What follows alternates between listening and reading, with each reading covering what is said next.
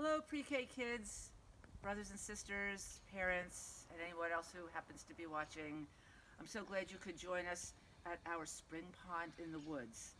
So, again, I'm a little bit nervous and I've got my cards with me, but I'm going to do what I did yesterday. I'm going to take a deep breath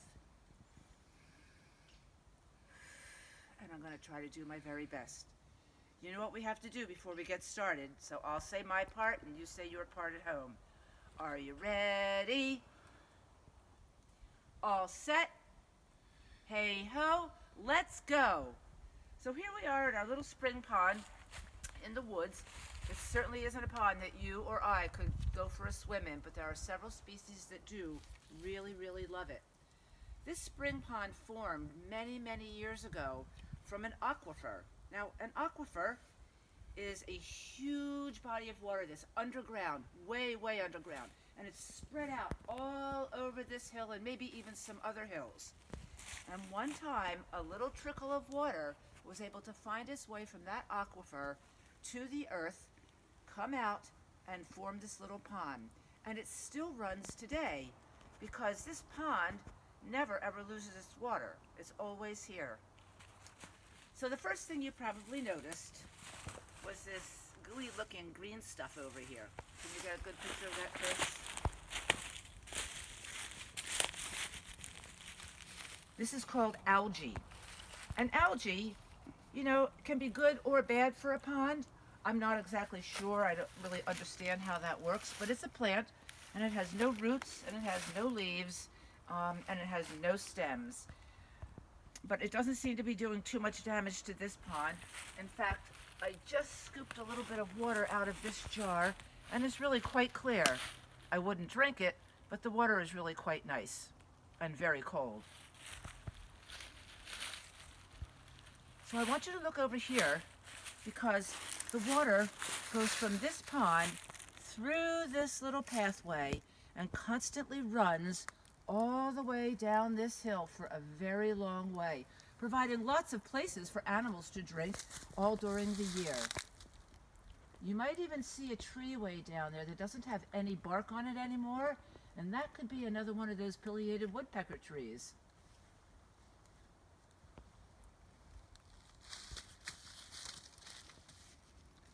The interesting thing also about the water in this pond is that it doesn't freeze completely in the wintertime.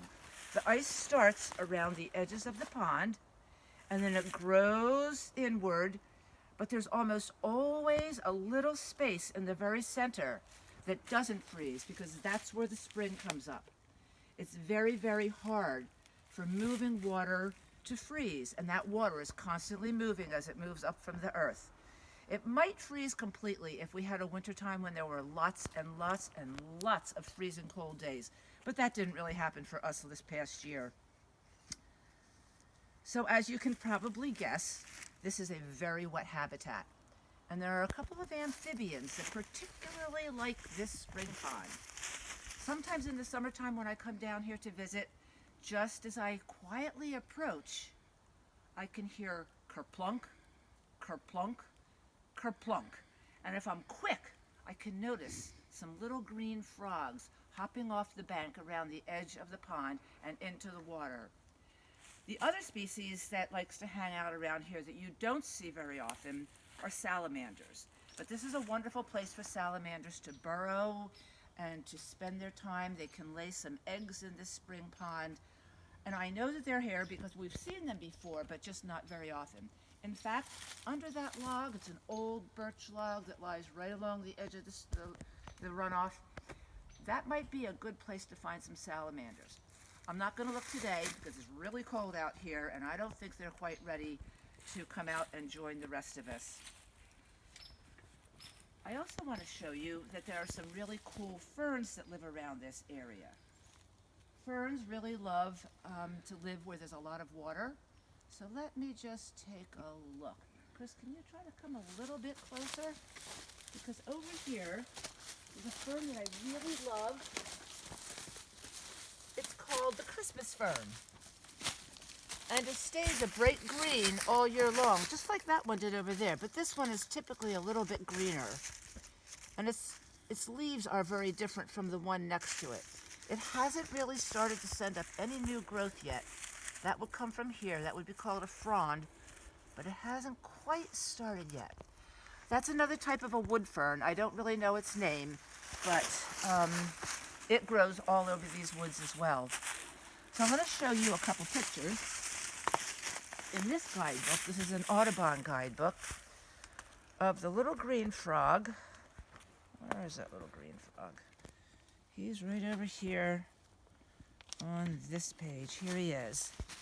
This is the one that goes kerplunk into the pond whenever I approach the pond. And over here are examples of two different kinds of salamanders that live around here. One, they both have spots.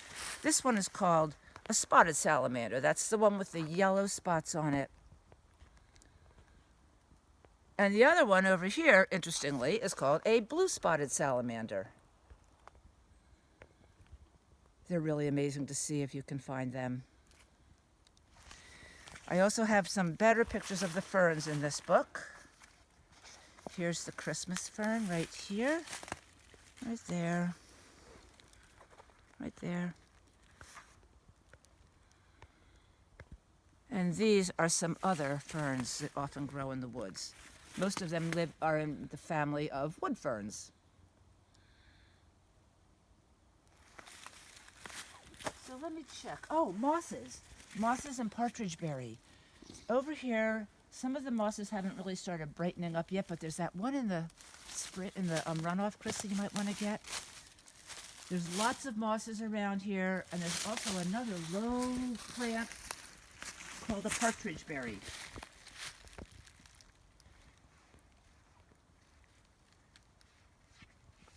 Now, these mosses are really cool because there is another animal that lives around this spring pond that I have never seen, but I think we are all going to try to when we get back to our classroom a little bit later in the springtime. That animal is called a tardigrade. Some people call it moss piglet, a moss piglet, that's my favorite one, and some people call it a water bear. Now, these are extremely hard to see with the eye. You might want to get somebody in your family to show you on a ruler what a milliliter looks like. A milliliter is very tiny, and these are even smaller than a milliliter. So we'd have to look at the tardigrades, if we can find them, under a microscope. They are extremely tough little animals.